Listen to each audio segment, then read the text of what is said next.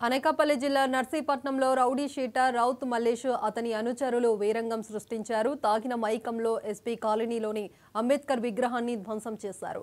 వారి దౌర్జన్యాన్ని ప్రశ్నించినందుకు దుర్గాప్రసాద్ అనే వ్యక్తి ఇంటిపై దాడి చేసి ఫర్నిచర్ను ధ్వంసం చేశారు. కత్తులు కర్రలు చేతబట్టి ప్రజలను భయభ్రాంతులకు గురి చేశారు. వీరి దాడిలో 3 బైకులు తగలబడ్డాయి. 2 ఆటోలు 3 అంబులెన్స్ల అద్దాలు పగలగొట్టారని డీఎస్పీ శ్రీనివాస్ వెల్లడించారు. ఉన్నతాధికారుల ఆదేశాల మేరకు కేసులు నమోదు చేశామన్నారు. కాలనీలో బందోబస్తు ఏర్పాటు చేశామన్నారు. నిందితులను పట్టుకునేందుకు ప్రత్యేక టీంలు ఏర్పాటు చేస్తున్నట్లు డీఎస్పీ శ్రీనివాస్ వెల్లడించారు.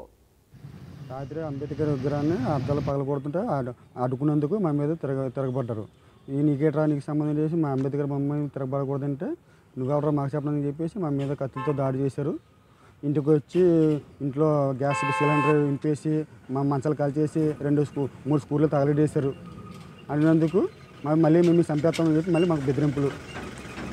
రాత్రి ఎవరో రౌతు మల్లేసు ఇంకా అలా అనుచరులు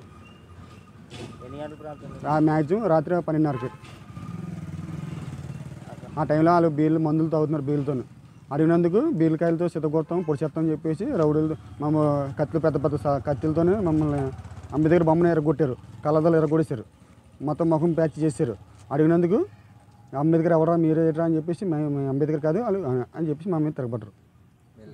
మాకు ప్రాణంపై ఉన్నవల్ల మేము స్టేషన్కి వెళ్ళి కంప్లీట్ ఇచ్చాం. వచ్చారు ఎస్సీ గారు మేము అందరూ వచ్చారు. మొత్తం స్టేషన్ అంతా డిపార్ట్మెంట్ వచ్చి మాకు మీకు రక్షణ కల్పిస్తామని చెప్పేసి హామీ ఇచ్చారు. ఆ వెహికల్కి మా ఇంట్లో నష్టపరిహారానికి మొత్తం మాకు నష్టపరిహారంగా మాకు ఎంతకన్నా సాయం చేస్తే మేము మా పిల్లల పాపతో హ్యాపీగా ఉంటామని చెప్పి కోరుకుంటున్నాం. వాళ్ళని సెక్యూర్ చేయడానికి వర్క్ చేస్తున్నాయి. ఎవరైతే ఈ రౌతు మల్లేష్ ఉన్నాడో ఆయనకి గాజువాకలో డీసీ షీట్ ఉంది, డోషర్ క్రిమినల్ షీట్ ఉంది. చాలా కేసులు ప్రాపర్టీ అఫెన్స్లు ఉన్నాయి. అలాగే మీకు అందరికీ కూడా తెలిసిన విషయమే, ఈ 24th మార్చ్ ఏప్రిల్లో అనుకుంటా ఒక ఇన్స్పెక్టర్ గారు ఒక వైజాగ్ సిటీకి చెందిన సిఐ గారు ఇక్కడికి వాళ్ళని అరెస్ట్ చేయడానికి వచ్చినప్పుడు వాళ్ళ మీద అటాక్ చేయడం జరిగింది. రౌత్ మల్లేష్ వాళ్ళ తాలూకా కొడుకులు వీళ్ళంతా కూడాను. అందులో రౌత్ మల్లేష్ని అయితే అరెస్ట్ చేశారు. బట్ మిగతా వాళ్ళ కొడుకులను వాళ్ళని అరెస్టులు కాలేదు.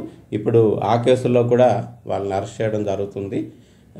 రిమైనింగ్ కూడా ఎటువంటి ఇబ్బందులు లేకుండా ఎవరికి ఎటువంటి భయభ్రాంతులు లేకుండా ఉండాలని చెప్పేసి వాళ్ళకి పూర్తిగా అక్కడ పికెట్ కూడా పెట్టడం జరిగింది. ఆ ఏరియాలో రెగ్యులర్గా విజిబుల్ పోలీసింగ్ అది పెట్టి అది కంట్రోల్ చేస్తాం. ముద్దాయిలా అంటే ఇప్పటి వరకు 6 మెంబర్స్ అని చెప్పేసి 6+ మరికొంతమంది అని ఉంది. వాళ్ళందరినీ కూడా మేము ఐడెంటిఫై చేయాల్సి ఉంది. ఆ వీడియోస్ అవి కూడా మా పోలీస్ సిబ్బంది ఆ రోజు నైట్ ఎవరైతే అక్కడికి సీన్కి ఇమీడియట్గా వెళ్ళారో వాళ్ళందరూ కూడా వీడియోస్ కూడా రికార్డ్ చేయడం జరిగింది. కాకపోతే వాళ్ళు రాత్రి కత్తులు పట్టుకొని ఉండడం, నెక్స్ట్ ఫుల్గా త్రాగి ఉండడం, దీంతో ఆసిఫాబాద్ జిల్లా బెజ్జూరు